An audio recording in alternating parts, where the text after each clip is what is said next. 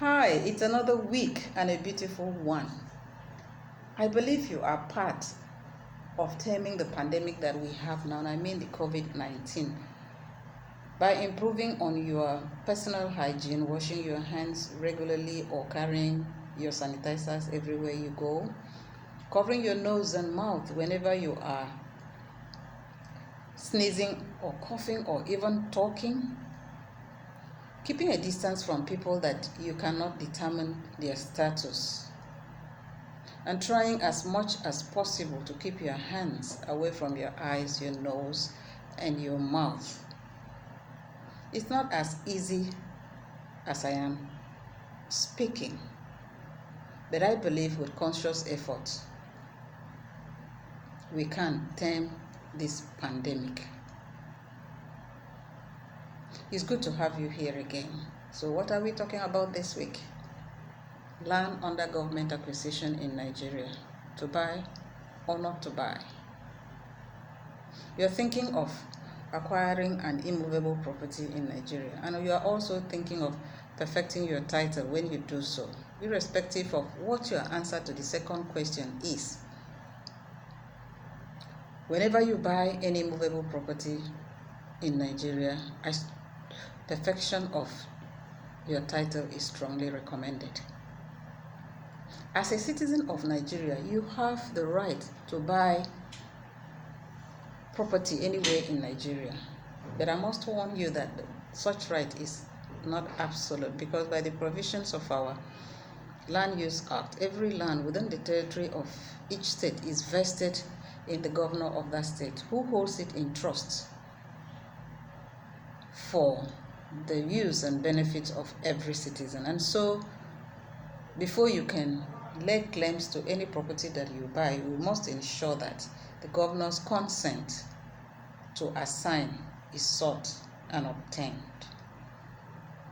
Another problem you may encounter while trying to acquire an immovable property in Nigeria is the issue of government acquired land. That's lands under government acquisition.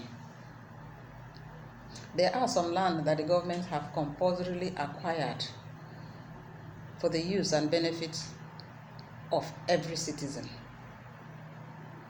And they come in two categories.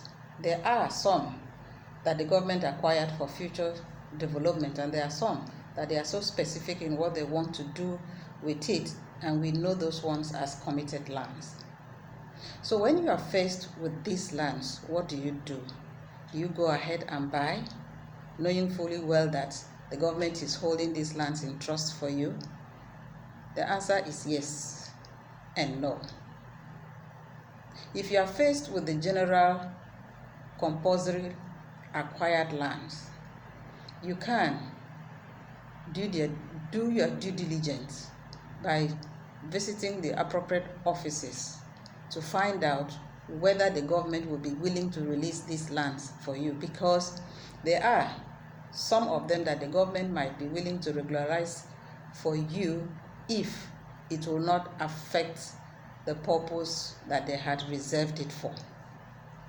But when you are faced with the one that we know as committed lands, please, these ones are a no-go area, because you cannot change the government mind to ratify or regularize those ones for you. Why must you stay away from government acquired lands? Because if you go ahead and buy any government acquired land, when the time comes for them to use it for the purpose for which they had reserved it for, their government will take that land without compensating you. What does it mean? It means you bought land, but you don't own that land, because the title still lies with the government. I believe this makes sense to somebody out there, and if it does, please subscribe for more.